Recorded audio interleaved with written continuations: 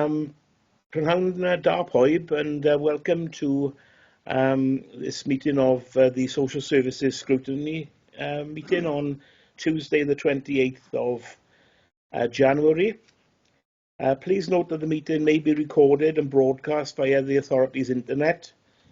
The images and sound recordings may also be used for training purposes. If we can move then firstly to the agenda. And the first item on the agenda are any apologies, please. Okay. And possibly Councillor Claire Jones. Thank you very much. Are there any declarations of interest?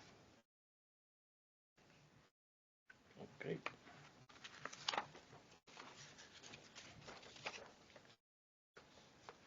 If we can move on then to item number 3, the reports, and the first report is discharge and assessment process.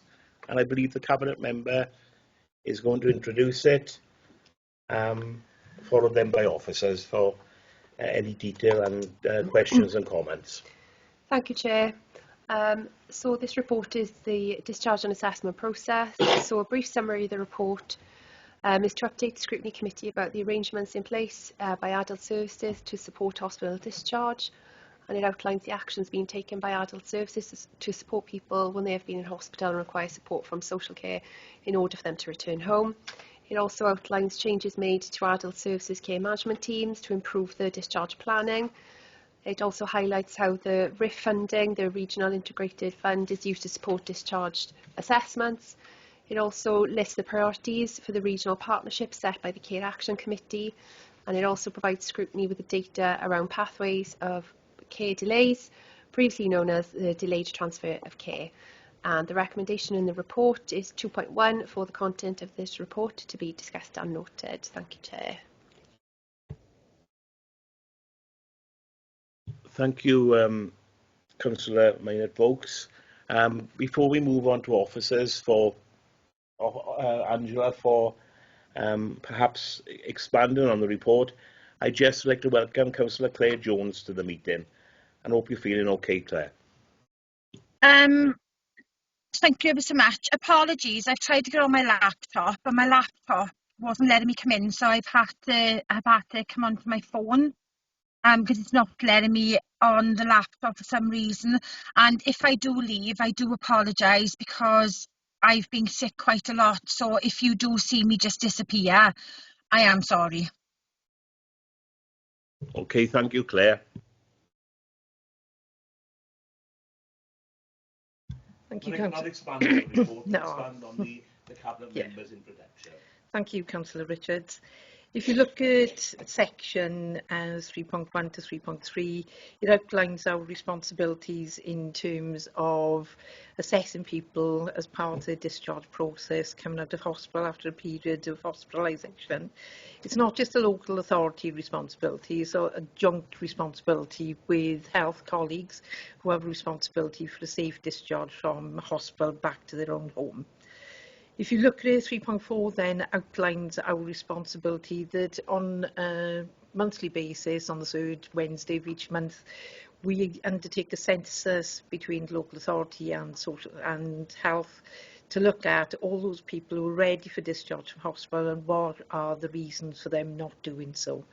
Previously it was known as delayed transfer of care, everyone knows them as detox or bed blockers, but now they've been renamed pathway of care delays, so we do that on a monthly basis on the last Wednesday. And we have a joint responsibility to identify the reasons, and then we record them under several codes, and put all the codes in there because there are too many, just block the report, and we validate that and we report it to our government on a monthly basis. In section 4 then outlines where we were. If you look at it previously, if someone was in hospital, there'd be a formal referral to social services. Then they would go and undertake an assessment, and then we would then liaise with different provisions to provide support for someone to be discharged. One of the things we saw was, generally communication was not as good as it could have been, purely because you have people being very busy on the ward. You have social workers who are out in the community. So if the ward rang a social worker, they could be in the community, so they're waiting for them to ring back. If they missed each other, then it'd be a couple of days. And although it might be 1 or 2 days, cumulatively, that can build up. The responsibility for discharges was set across the adult teams through duty and through our long-term team.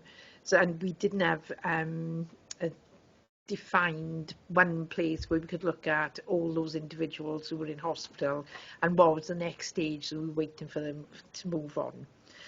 There's an average of around 60 people at any one time who were in hospital that have been referred to social services or known to social services. That can fluctuate. We have periods where there's higher demand, which has traditionally been in the winter. However, over the last few years, we don't actually see winter pressures as such. It seems to be a constant all the year round. We've been assessed as where people have been assessed as needing package care after they've been in hospital. Then those go through our initial response service, which we use as a further period of assessment when people get back home. Because you can understand, if people have been in hospital for a period of time, they've had period of illness, they've been lying in bed for a long time, so their needs would appear quite differently to when they're back at home.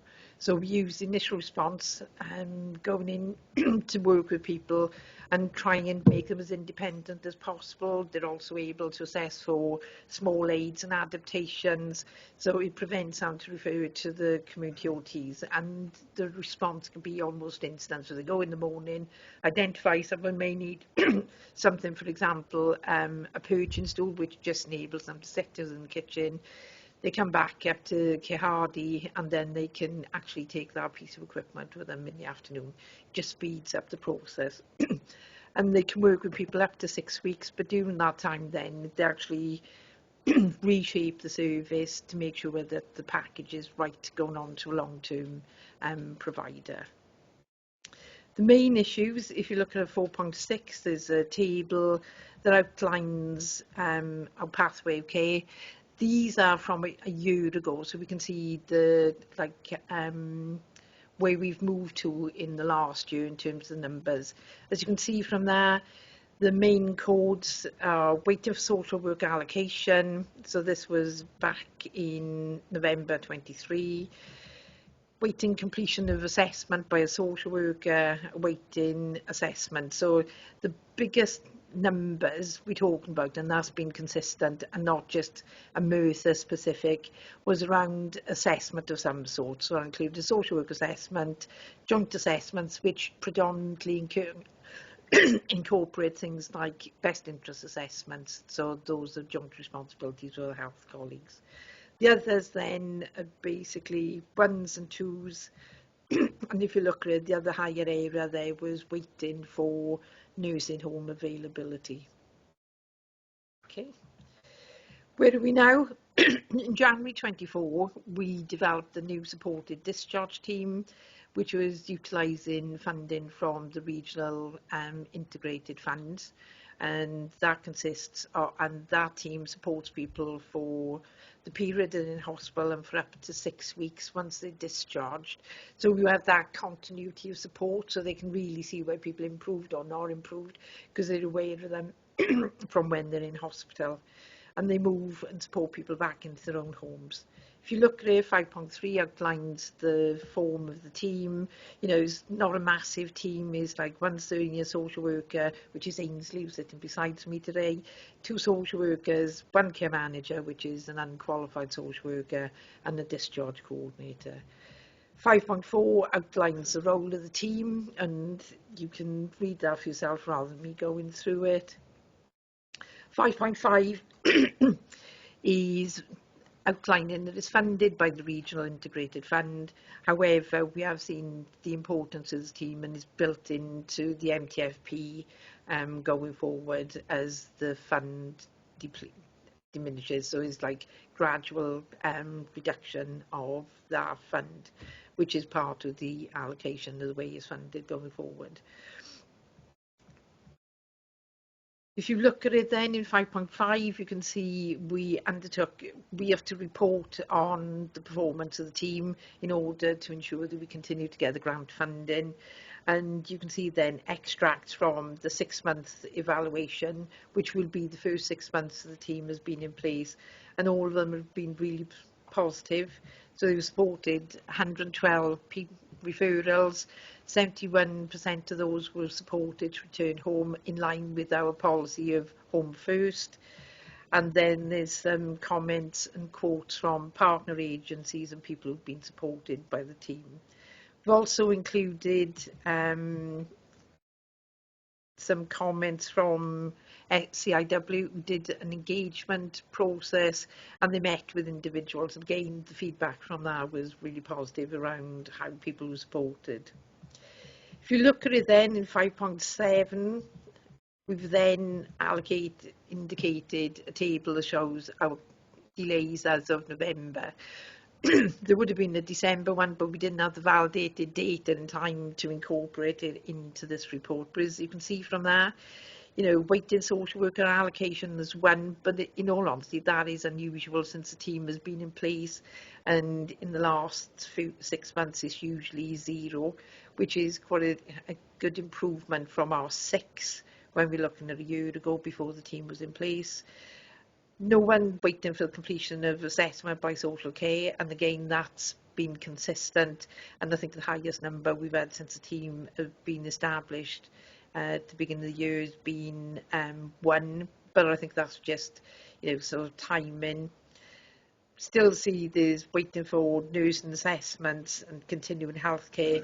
Now, whilst those are allocated to people in Merthyr, they are not local authority responsibilities or the health responsibilities. We can see we're still around the same benchmark when we start looking at waiting for joint assessments, and in the main that's been attributable to waiting for people to be available. So, you know, you have the family involved in those sort of mental capacity and joint assessment arrangements, and, you know, depends on their availability and other members of staff. Waiting transfer to an intermediate care bed is for people to go to Ysbyty Cwm Cynnon. One of the things we haven't been able to crack in its entirety is waiting for a start of a new home care package. We keep seeing these appearing, though we have good capacity. But when we've done further analysis over the last 6 months, what we're seeing is just the time, and the majority of those people who've shown us waiting for a home care package to start are generally planned in. So they're either so the census takes place on the Wednesday, and these people have probably got discharge dates for the Thursday, Friday, or for the coming Monday. So there isn't massive delays in there, but it's on census day they are being reported as there. We can give you these are publicly available figures, so if you want to look at it, you're able to. I jumped the gun a bit there and said about CIW undertaking the engagement and 5.8, and that outlines, you know, sort of feedback we had from them. Lots of positive strengths in there. We could see some areas for improvement, which is around, you know, sort of having phone contact, because people are, you know, the social workers are out on the wards quite a lot, so it's not always easy. So we need to look at a better way to capture messages, and I think we've already started looking at that. Care home availability, what we've seen is an increase in the number of people, the number of care homes are asking for an additional payment for placement. But that's something we're looking at as a regional basis in terms of our care home provision. And then, although it's not an improvement for the supported discharge team, there was a lack of therapy intervention in YCC, and that was the feedback they had. In October, earlier in the year, if you look at 5.9, you know, the position of people remaining in hospital and pathway care delays has been something that's been reaching the ministers, and you've probably seen quite a lot on, you know, sort of the TV and the news about, sort of, especially in the last week or two, around, you know, ambulances being outside A&E, and a lot of them are saying it's attributable to people who were bed blocking. And as such then, in July, they developed something called the Care Action Committee, not the best abbreviation as CAC, and they have set targets for improvement for the region, which is outlined below. So you can see then there's reduced pathway cares, increased weekend district. So they're not all set for the local authority, but for the partnership. These are monitored monthly, and we meet with representatives from Welsh Government as a region and highlight the pieces of work we're doing, including the Pathway Care Delay Action Plan. Then in 5.11, we had a further letter from the Care Action Committee to the Regional Partnership Board highlighting the requirement for a 50-day challenge. Look under 5.11, it highlights the areas that they expect us to improve in during that period. Initially, there was no funding attached to that. However, later in the year again, in early December, we received an award letter of 189,000 for Merthyr. And whilst additional funding is always, sort of welcome, there are clear parameters on what we can use it on, and we can only use it up until the 31st of March 2025. And we've developed an action plan that has been returned to Welsh Government on a regional basis, but we need to record things like the number of people who've been supported with anything we put in there. In 5.15 on Write and Report in January, we find ourselves again working with health colleagues who have cited business continuity, and that increases pressure on the local authority in order to get people through the system quickly and support them to be discharged. And quite often then it takes out quite a lot of officers' time, because they'll put in meetings 3 times a day with senior officers to try and do it. And it puts pressure on the team then, not in terms of the numbers, but certainly in the response times. So it has got an impact on us. Where do we want to be? We want to work in partnership with health colleagues to ensure that people are not remaining in hospital longer than necessary to improve their wellbeing outcomes, because long stays in hospital are not a positive experience and increase people's frailty.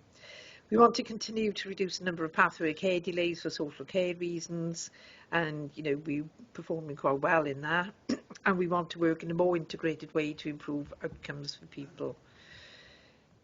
Section 7, we're currently working with regional colleagues to develop and implement a more integrated hospital discharge team, though on one minute we're saying it's a discharge team, but then on other times we're saying it's a discharge service, and we want it to be equitable across all CTM sites, so you'd get same support whether in Prince Wales or whether in Prince Charles. We'll continue to review the processes around the discharge planning work towards reducing the time people are staying in hospital. So one thing we have seen when you start looking at the wider reporting systems for health is that there has been an improvement in the length of stay, and in as much as it's been reduced, and it continues to be reduced. One of the longest lengths of stays we're seeing is around court of protection, where there's an increasing number of people with dementia and they're in hospital, and they're unable to make a decision on the next stage of care. So that can be quite a lengthy process. At one point we had 5, but at the moment we have none at this time. But we're still doing the work back in the community where people moved on to care homes, and we're still involved with them. It is recognised people's self-care abilities decrease and their frailty increases whilst they're in hospital. Therefore, as a regional partnership, we're developing options to support people to try and prevent them going into hospital in the first instance.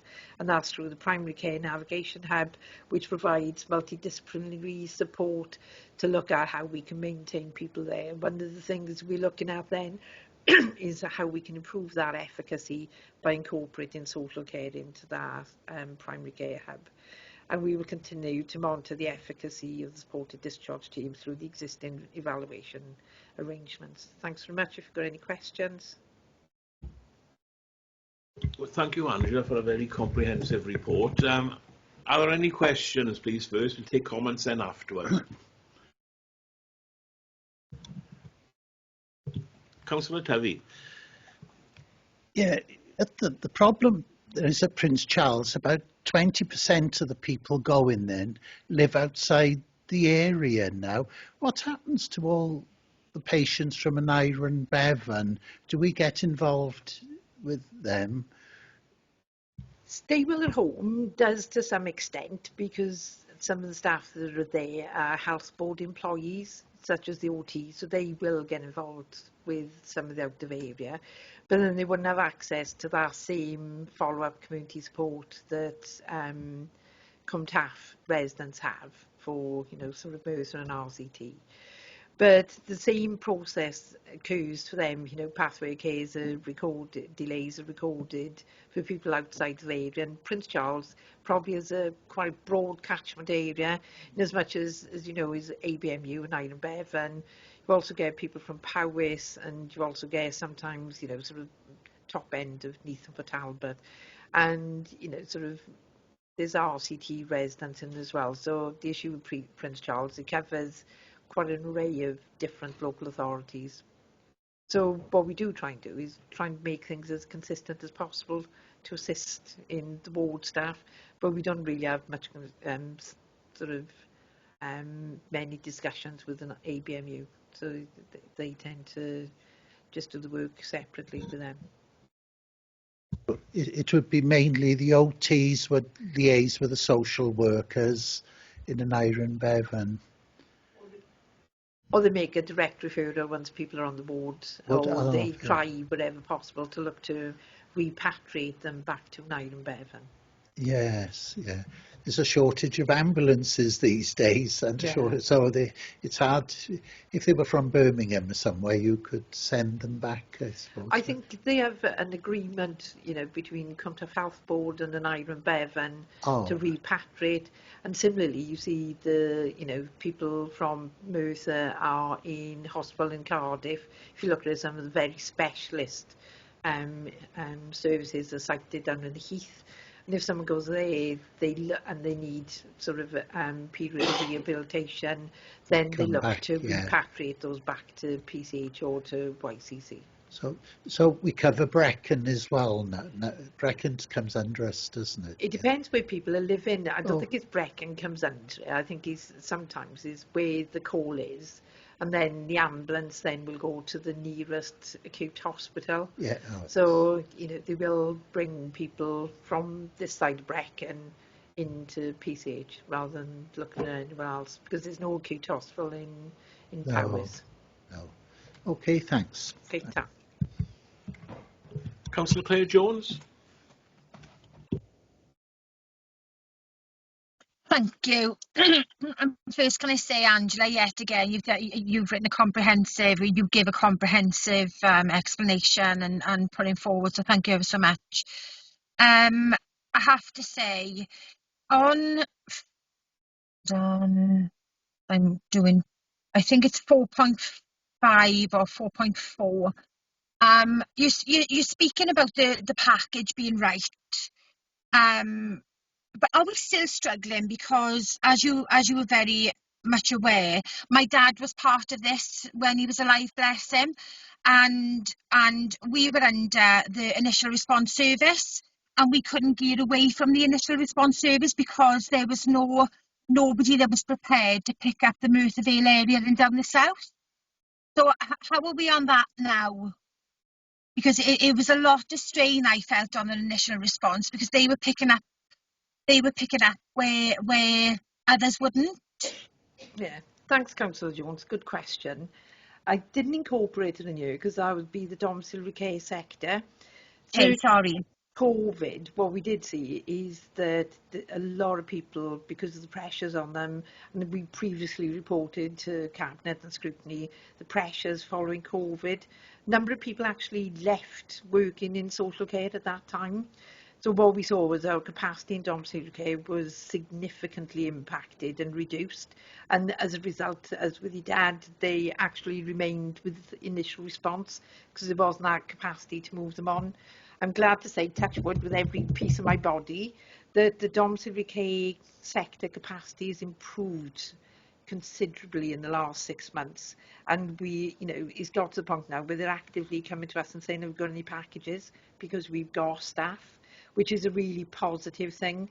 So it's always a risk, and it wasn't until COVID that we found ourselves in that position where we weren't able to move people through the assessment service as quickly and as sort of efficiently as we would have liked. But certainly that's now resolved, and I am saying I'm touching wood, because we've been pretty consistent now for the last 3 months where the capacity in that sector has been good. Thanks. Oh, wonderful. That's really good. Can I just, I have one question. It's 5.5. It's the second bullet point. Is it a spelling mistake? Is there a word mistake in there? Because I attended a board round. Should it be ward round?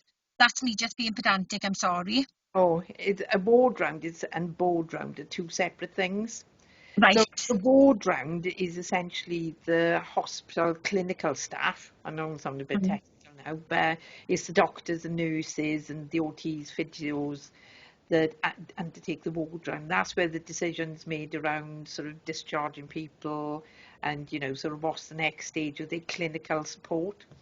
The board rounds were established, so they bring in, it's much shorter. You don't go and see the individuals, but they actually look at, and the reason it's called a board round is something called a whiteboard, which is an electronic whiteboard, and they go through everyone, and then on that they say what's the next thing that needs to be done.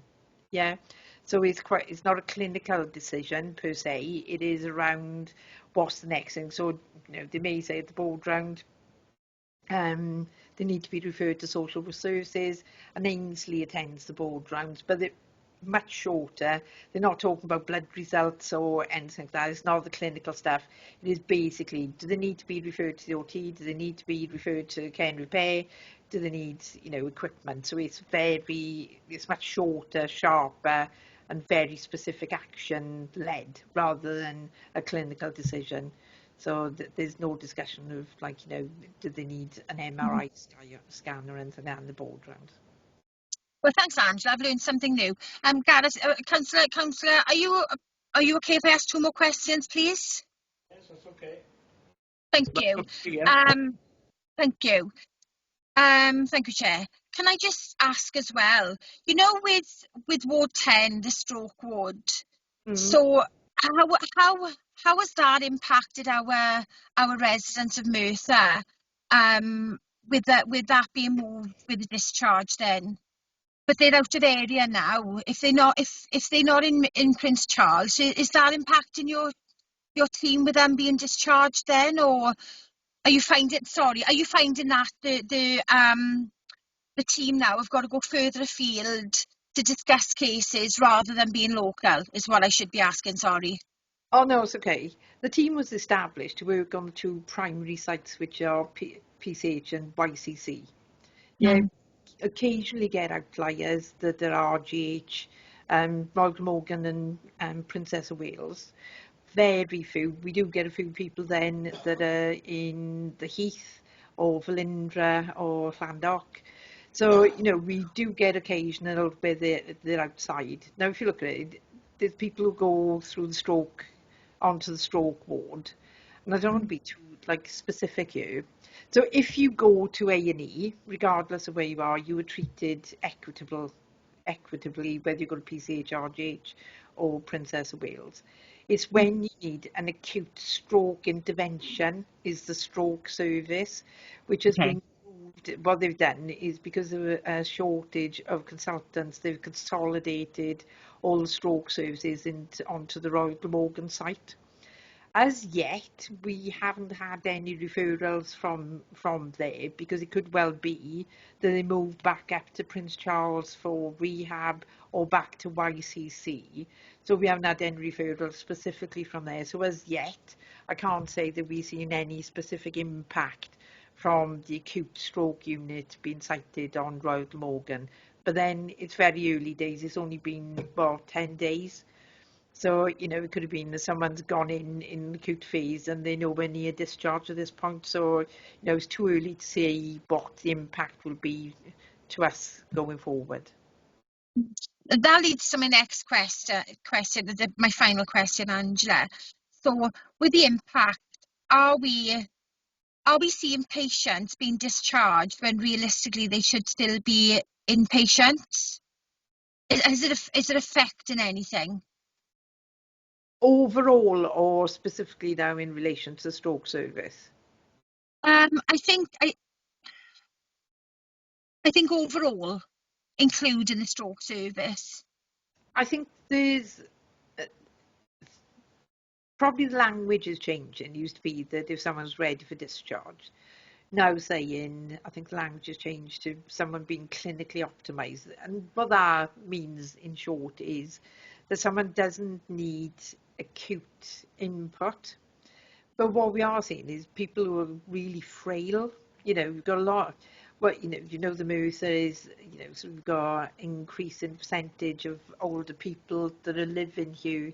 Unfortunately, most of those people who are living longer have also, they're not living well because they've got a number of comorbidities and much frailer.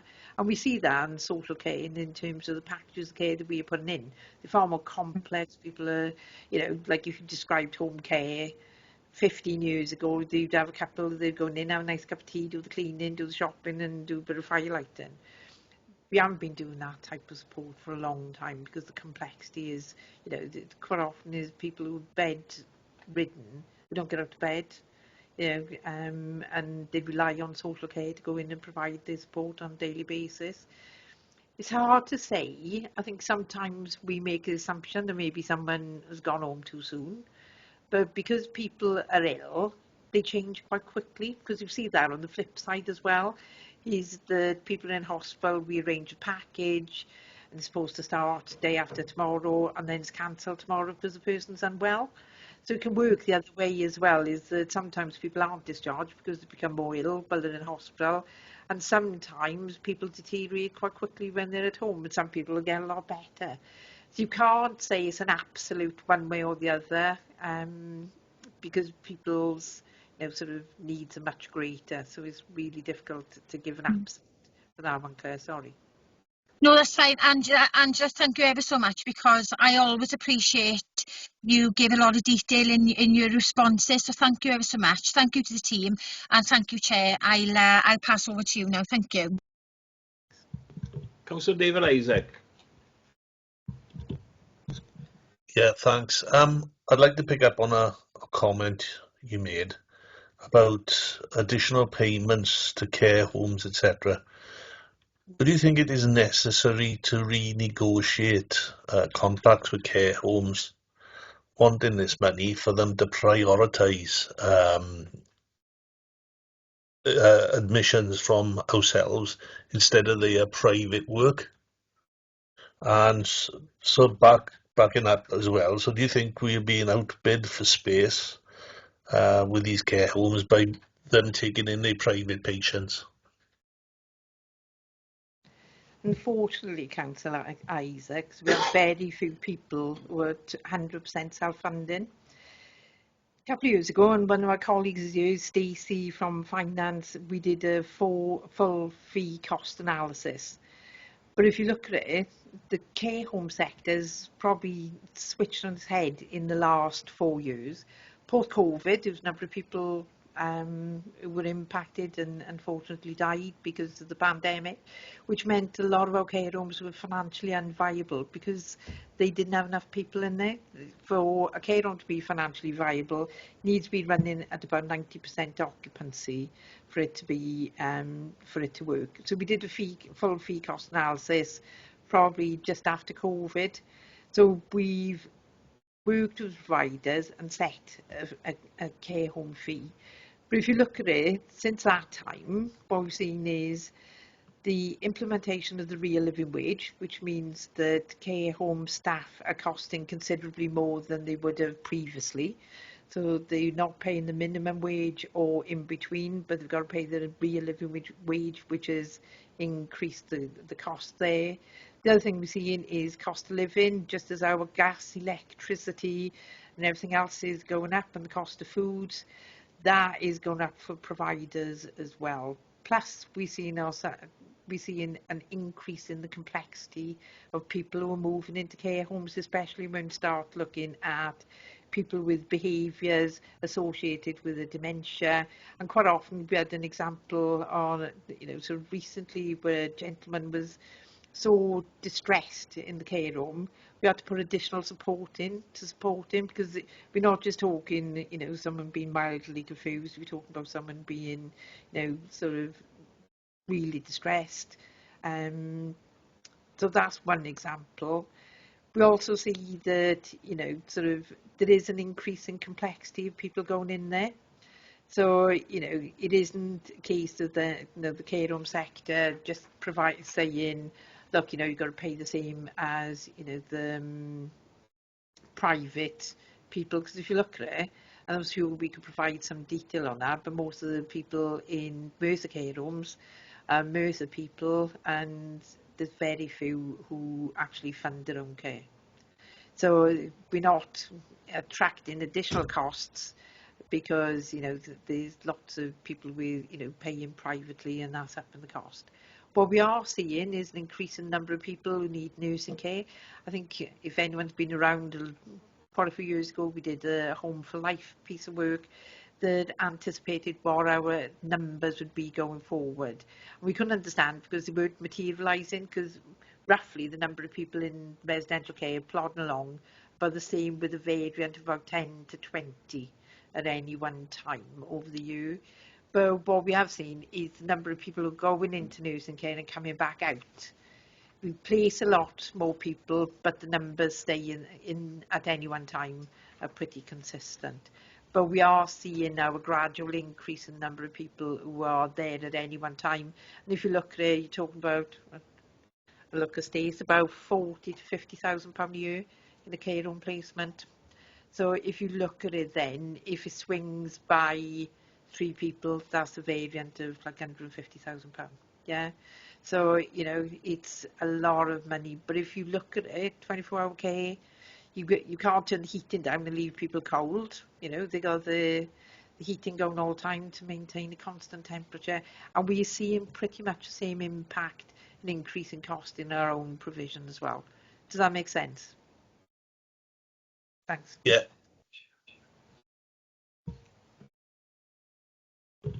Any more questions from members? Sir Thomas. Thank you, Chair.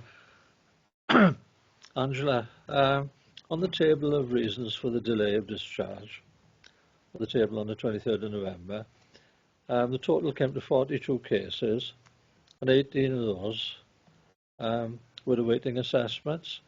So from the social services point of view, what do you need to solve that problem? If you look at the corresponding table for where we are now, the social services assessments have dropped and diminished considerably. There's like no one waiting for allocation, no one waiting for social work completion of assessment. Nursing assessments, the process is the ward staff undertake the nursing assessments, then go to the discharge liaison nurses who quality assure, so if there's any gaps in it, it goes back.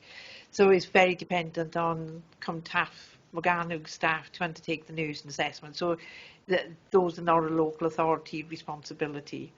The joint assessments are probably a bit more difficult because there's a few people who need to be there for the best interest assessments, including families. So if you look at it, the family may not be able to get there until next week. So, we can't really, and it wouldn't be good practice not to involve the family in those discussions of what's the best interest for those individuals. So I think from what we can do as the social services, we've actually done what we can do. And then the rest of it, where we try to improve, will be joint work with COMTAF Morgana to see what they can do in terms of the nursing assessments, how they can sort of improve those waiting numbers for assessments. Thank you, Angela. Yeah. Could I ask you another question, please?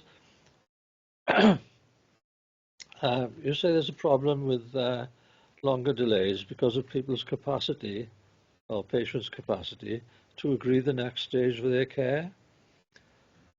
Is this because of the individual patient or the family who are looking out for them?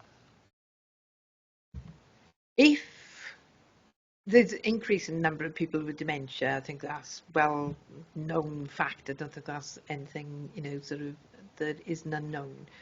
What we see, though, someone goes into hospital and they are actively voicing, the multidisciplinary team identify through assessment that, they need care in a care home, and it's unsafe. And generally, it's because it's unsafe for them to go back home because their needs are too great to be able to be supported in their own home any longer. If they actively say and keep voicing they do not want to go to a care home, we can't just say, oh, well, never mind, get in the ambulance and we'll take you to a care home.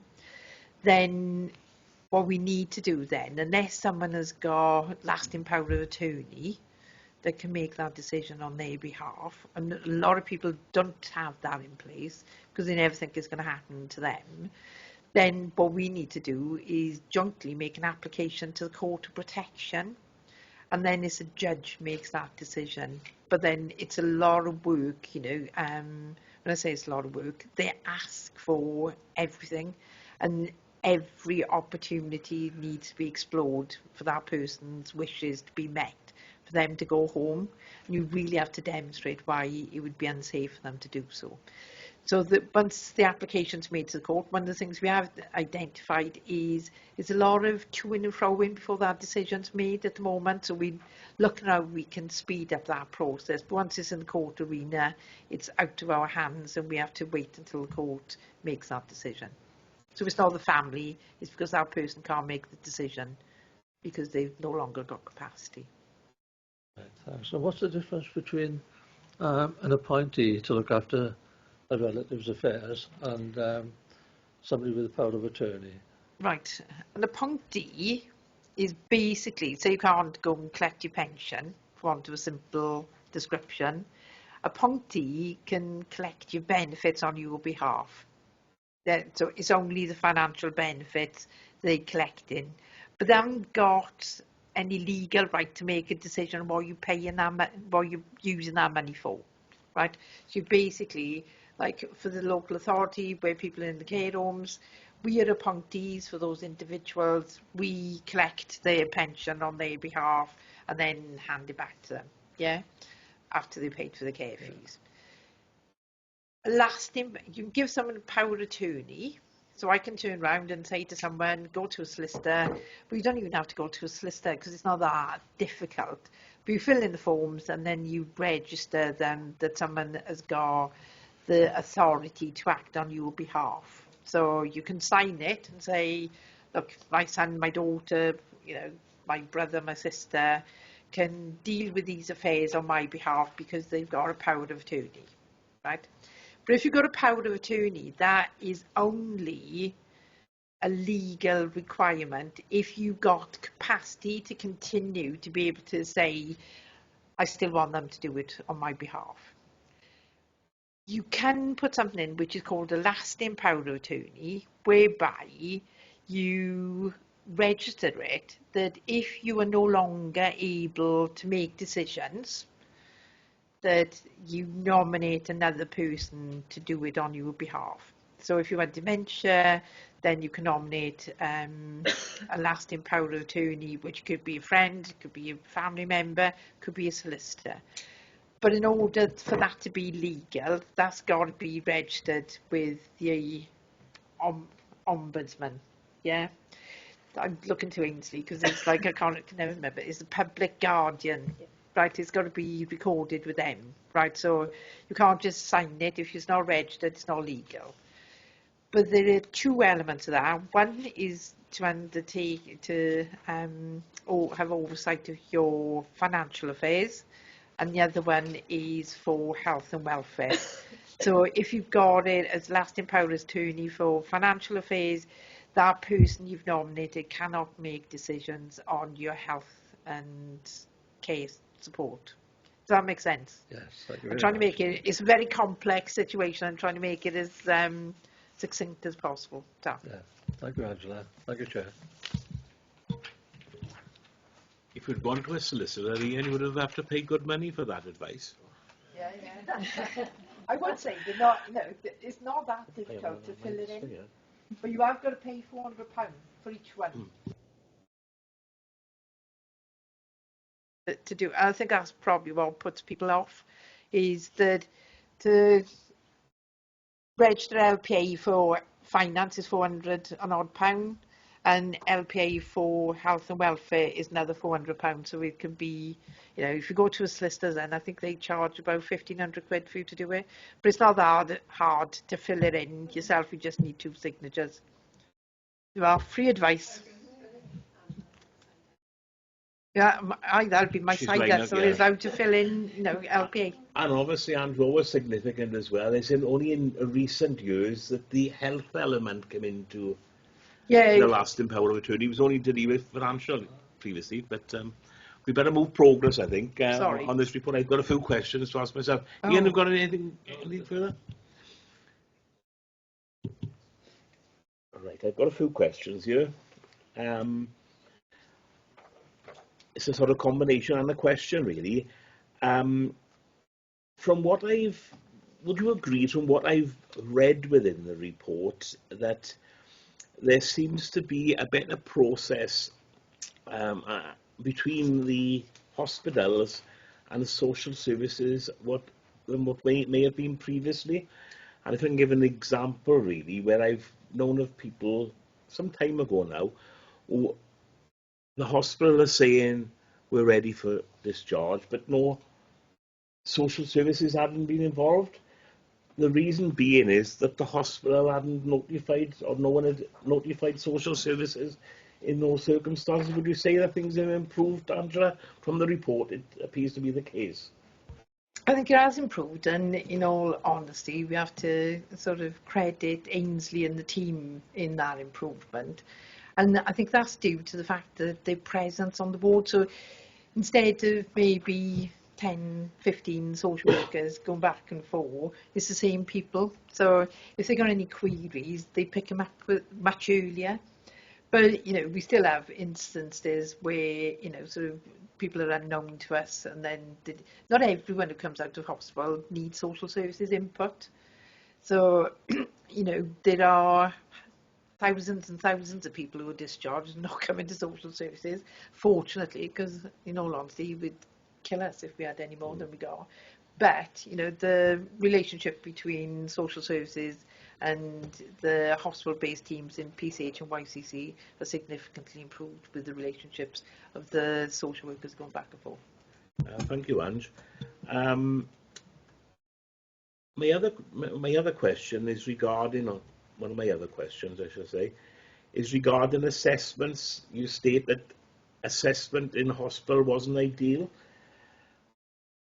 and the preferred assessment would be at hospital and at home, and it's working better. Is there any pre-discharge assessment carried out these days? Because I've known of people who were taken home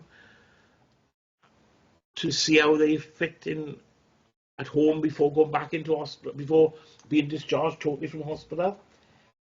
I don't think we tend to like people go home before they discharge. Once they discharge. Yeah. There is assessment undertaken, whether that be by the nursing staff. We try and minimise how much assessment to stop people just being in hospital waiting to be over-assessed.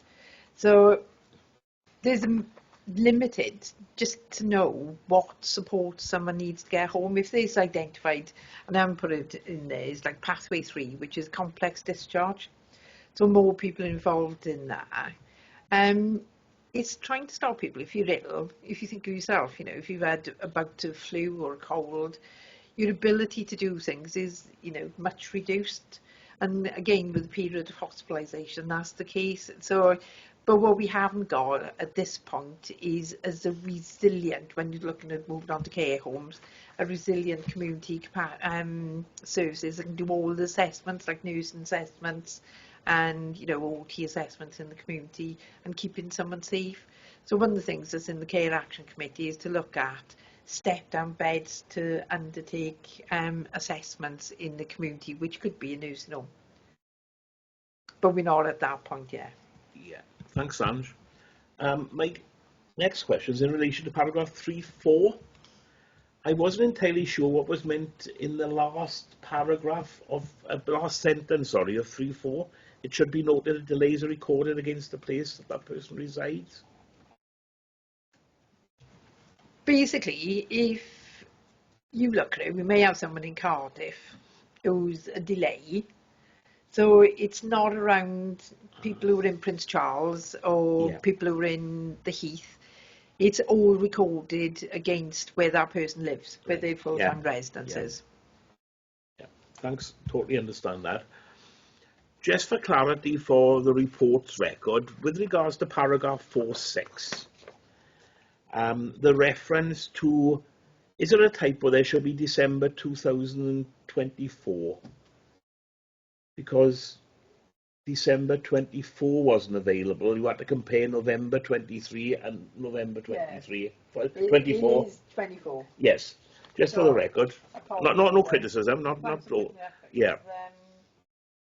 Probably me happily typing 23 and then like not thinking about it. No problem at all. With regards to the team itself, when did it become fully staffed and operational? There's reference to January 24. Was it later than that, though, or not? It was fully staffed and operational in January 24, but if you think of it, it wasn't fully effective because they were all new in post, feeling, the way, what was the staff going to do, building up the relationship. So, whilst they were all in post and it was implemented in January, I'd say probably about March, April, that it was, you can really see the impact of the team coming into play. Yeah. Just two more, if that's okay. There's been an increase of numbers going home from 40% to 71% of patients. I think in paragraph 5.5 you mentioned that. Yeah, what you can see is, if you look at it, at the 6 months review, what we're seeing is at our first 3 months, it was 40% were going back home, then it was after 6 months apart, it was 71%. Yeah, so the difference though would have meant, if it had remained at 40, those leaving hospital would have gone into a care setting then, Angela, instead? Yeah, probably. So we're looking, in fairness, the approach of the team is home first. Yeah. To support people to go home, and they'll look at contingency plans as well. Yeah. That if it's not effective. Yeah. Looking towards our next report in some ways, is there any saving as a result of that, financially?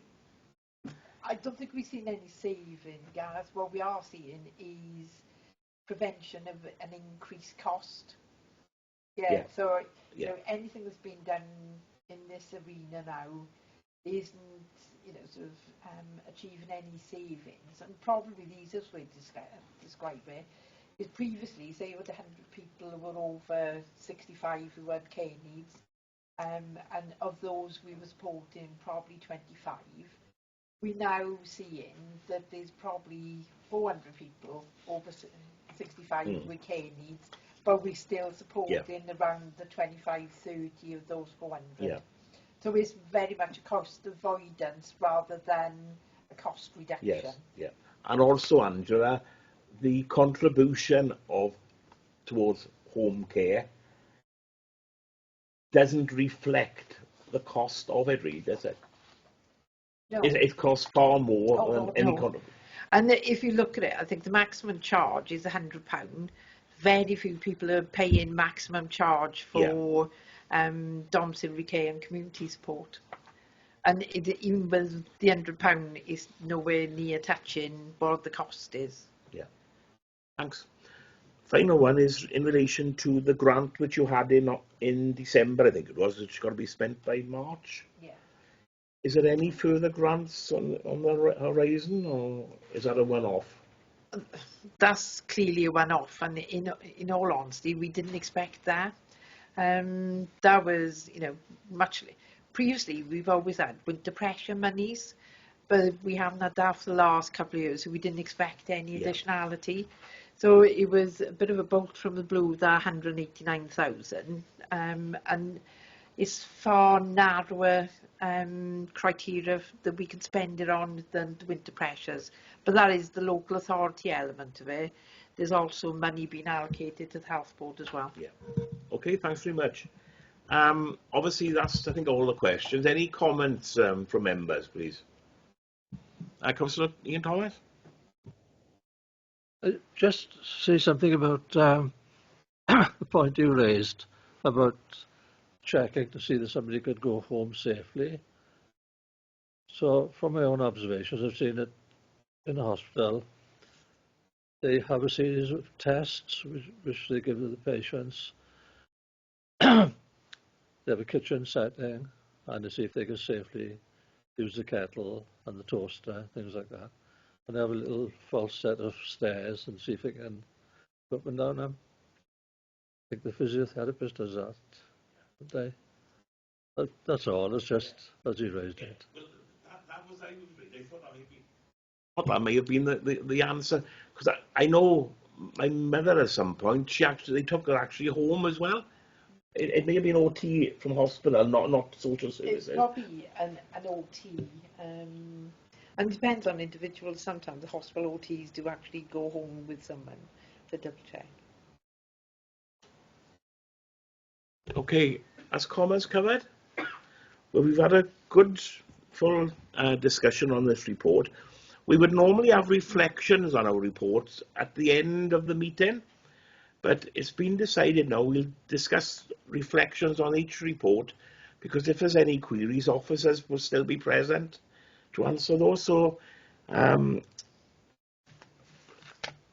we all our reflections, or have we addressed the recommendations in each report? Well, in this report, but obviously the report was to discuss it and note it, and where value has been added through scrutiny. Are members in agreement that we have actually covered that? Okay. Yeah. All hands are up, I think, online, and members here. So if we can move on now to the next item on the agenda, which is the budget report.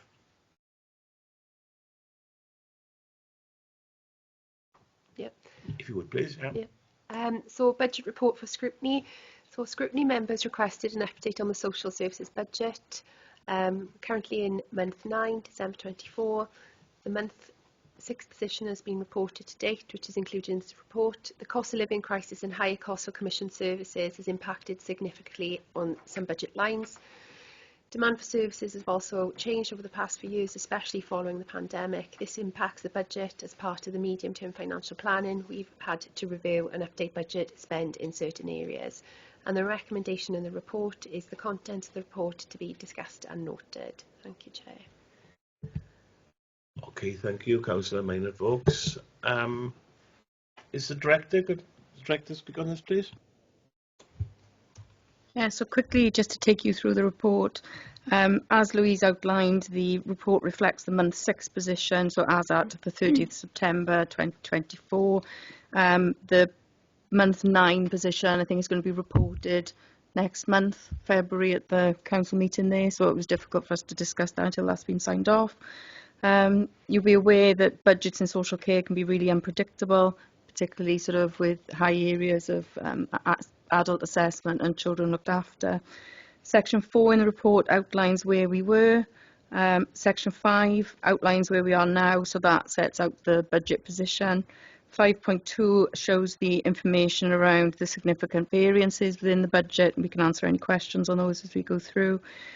Section 6, where we want to be.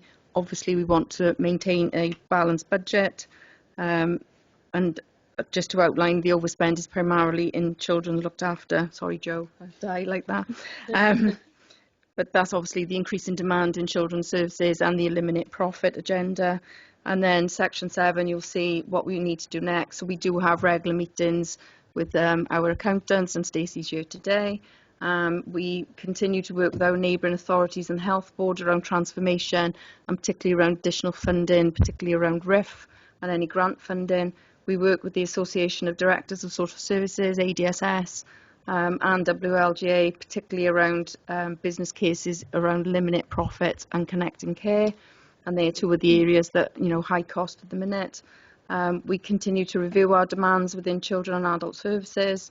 And obviously, we look out the priorities that we set in our annual report. I'm happy to answer any questions. Thank you, Director. Any questions, please? Councillor Tavi? Yeah, I wondered if I noticed when there's court cases with families, and they always employ a barrister, or they usually do, which costs a fortune, really. Have they ever looked at employing another solicitor? Because these days, solicitors can have rights to present cases to court. I forget the technical term, but have they ever looked at employing another solicitor here to do these legal cases? I think, Gareth, you'd know more than me. Yeah. So it is a discussion that we've had in the past, and because obviously that is a budget line of high spend. I'm told that the barristers are only put in place when there's either no capacity or whether it needs to be a barrister because of the complexity of the case.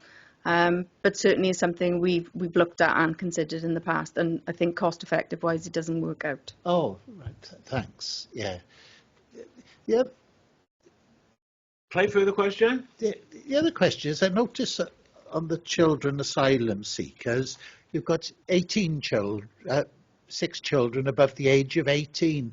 What's the definition of a child? Is it under 21 that you work on?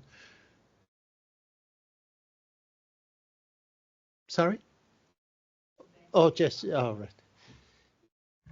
I think that is just the name that we sort of, sounds awful, isn't it? A label that we're using for these young people to say they were unaccompanied asylum seeking children, but now they've turned 18, but we've still got a duty of care up to 21 or 25 if they're in education. Oh, right. So it's just the legislation, sort of leaving care legislation and things like that. So. Oh, thanks. Yes, thanks.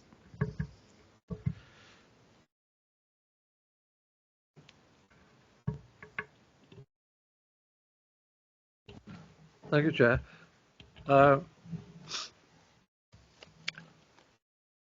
On page 22, you talk about the fact that the eliminating profit agenda is causing additional and ongoing cost pressures, developing residential homes, etc.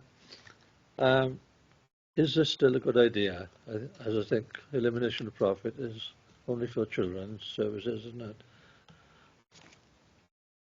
Or is the cost going to outweigh the benefit? I'm not sure we can answer that politically on the basis that is a Welsh Government initiative and that it is moving forward. It is helping us with regard to increase our resource, because prior to eliminate profit we didn't have our own residential establishments. So by the end of the financial year we'll have 3. So obviously that's increased our resource. The reality is costs for residential are increasing because of cost of living, staffing costs. So yes, we are being financially supported, and we are hopeful that there will be some grant funding coming forward for eliminate profit again moving forward for another 2 years, because I think we had the funding 2 years before. But it's a difficult really. We can obviously have more control and better planning when they're in our establishments, and they're more likely to live locally rather than perhaps out of county. And then obviously the resources are available locally, like health, education, and when they go out of county and sometimes placed as far as England, it's difficult. We've got to rely on their education and their health boards. Thank you, Lisa. Another question, if it's okay. The looked after children's team, that line in the budget shows an over budget. It's going to come in over budget by 48,000, and yet in the end column it said no further action. I just wondered why you wouldn't be looking at that. It's a significant amount. It's 14% overspend. Which number is that, Ian, in the budget, Ed? Reference, please. It's on. I can't read my own notes. It's either page 21 or paragraph 21. I'm sorry. Be page 21. It's page 21. It's 5.2, under 5.2 onto page 21. Thank you, Claire. It's okay, thank you. Yeah, so that is just in cost pressures because we have more children perhaps out of placement, placed out of authority.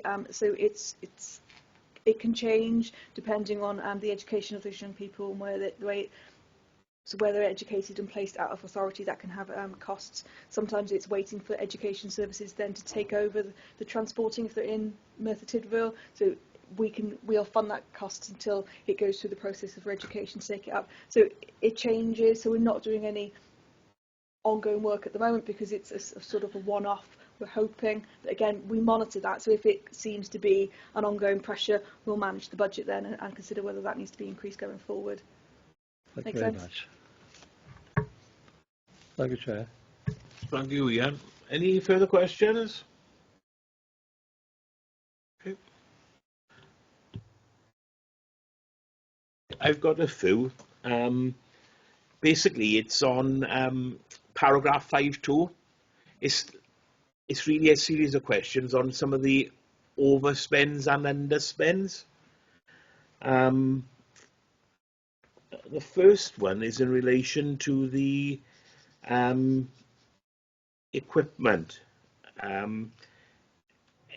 Any idea why there's been a variance of 20% on that? Is it possibly because of cost of equipment has increased or something to that effect? Please don't. Yeah. It's the community equipment store, the ICS, is it that one? It is partly to do with the cost of living. Everybody's going to say the same thing, so equipment is costing. Within that partnership, though, it's on a 2-year rolling programme. So rather than try to close the project down, because it's a very big project that covers a lot more than just the LAs, and it covers a couple of health boards as well. It rolls over, so any pre-year adjustments, be overspends or underspends, come into the following year. So we have to review this on a 2-year basis, but there is an increased cost pressure that we're seeing, and we've tried to address that in the MTFP budget setting as well. Thank you, Stacey. My next one is then on point 2, the dolls. Obviously, that's quite a 55% saving there. Any particular reason why there's been a reduction this year to last year? No reduction, just the grant allocation we had from Welsh Government does offset Right. our core cost. I haven't picked that up, Angela. Okay. Thank you for that. 3, the initial response service. Again, there's a saving there, but that's again a grant. Any chance of the grants continuing or not? The RIF element that's provided there was to be discontinued. However, when we set the MTFP, as you said, the RIF grant should be tapering off, but it didn't. So we adjusted the budget to look at to take account of the RIF tapering off, but it didn't, and we had the full allocation. So that's why we've had that, and we've subsequently waiting confirmation and notice that the adult RIF element will continue in its current format up until September 2025. Just thinking I got the right year then, seeing as my 23-25 mix up. Okay. And again, for the telecare, that's quite a variance. Again, Stacey, I put that down to cost of equipment, etc. Yeah, basically the demand that's needed there and the cost of it's sort of the small works and so on that we put out in the assistive technologies, servicing the equipment out in the community that we put out. And yeah, we're seeing a marked increase, although that has moved into a positive, a slightly less overspend position by month 9. So we've seen a little bit of a balancing out when you see the reports for the next period. And then if we can move to point 10, or reference 10, that's the extra care, extra care facility. So obviously retendering that service has led to this potential underspend. Is that correct? Yeah, it went out on a tendering as a finance sort of side of it. There's a bit of a worry around the ability to maintain at such a low hourly rate. But obviously in a tender process, that's what you would expect people to try to do. So there may be an inherent pressure that'll come out in the next couple of years. But yes, it went out for retendering. The hourly rate is lower, so we're making those savings, and we've adjusted the MTFP accordingly as well. 11 then, which is a 17% variance. Children with disabilities, I'm assuming the reason being there's been more packages of care required this year than was anticipated.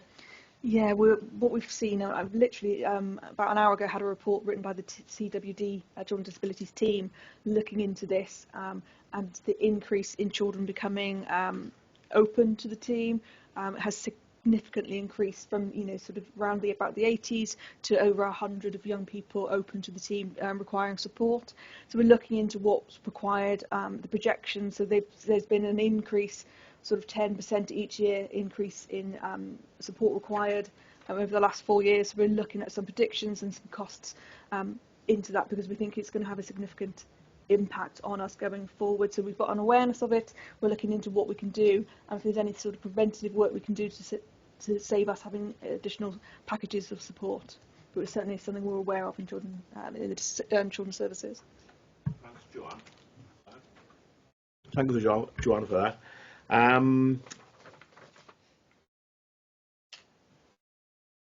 In 12,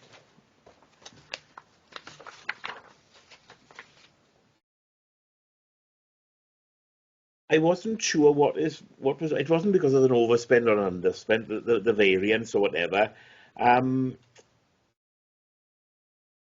It's the reference to the transport cost. I wasn't clear what exactly that was covering. This budget head was covering. Well, what it was saying with regards to that budget head.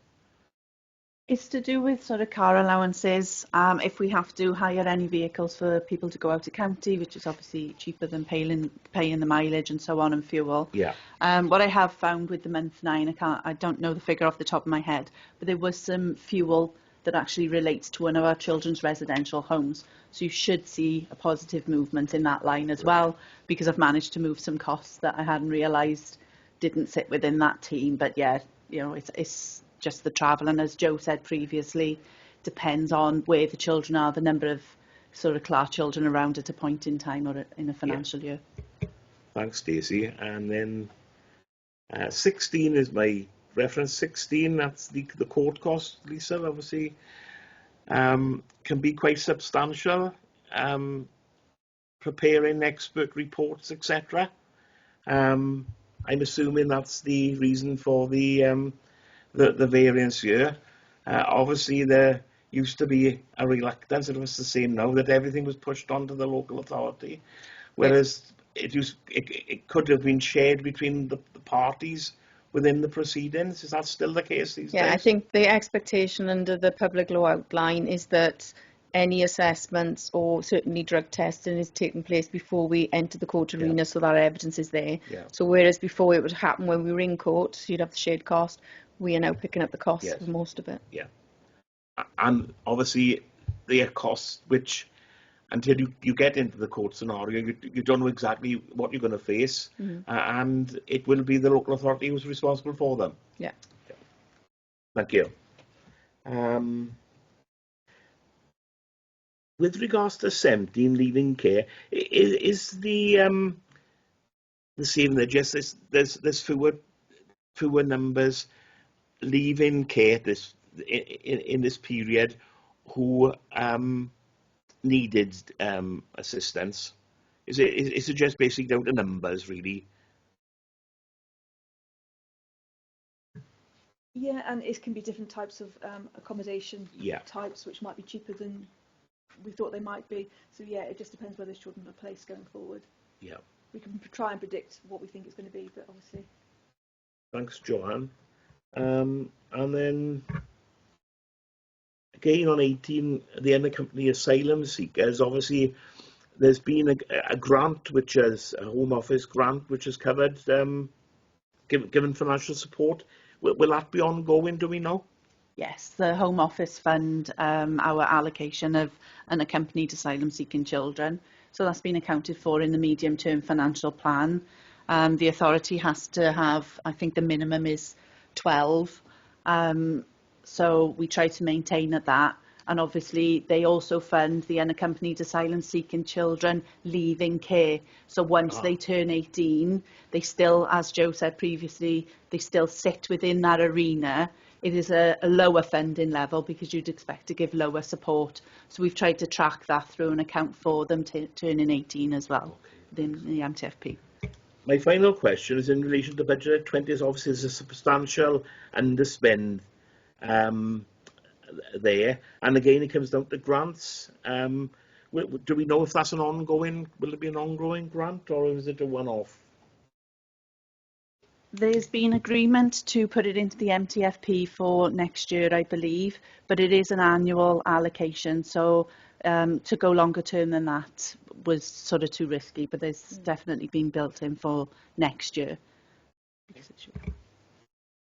Thank you all for your answers to my questions on those various points. Are there any comments now from members, please? Councillor Ian Thomas. Thank you, Chair. Well, on page 15, 3.2, you say it, that the budgets can be unpredictable and can change in a short space of time. And, you can see the examples of that in there. So I just want to say that it's no mean feat to keep this sort of budget under control the way you do. And well done, basically. Thank you, Ian. Any other comments, please? Okay. Just want to thank you again for your comprehensive report. Again, at this point, we'll consider reflections. Members consider reflections. Again, do we address the recommendation in this report, and where value has been added through scrutiny? Would members agree that we have covered those reflections? Okay. Yeah, I think we're agreed on that. Obviously now officers can, if they wish, leave the meeting, and we'll continue with our last item on the agenda. Thank you all for coming. Thank you, James. And I understand, Angela, we'll be seeing you. Yes, but no, I don't know. We'll be seeing you. This will not be your final meeting then. No, I don't think so. No, right. So we'll have the long goodbyes then. Oh yeah. Okay. The nightmare goodbyes. Yeah. That's what it is. Thank you all very much. Thanks so much. Thank you.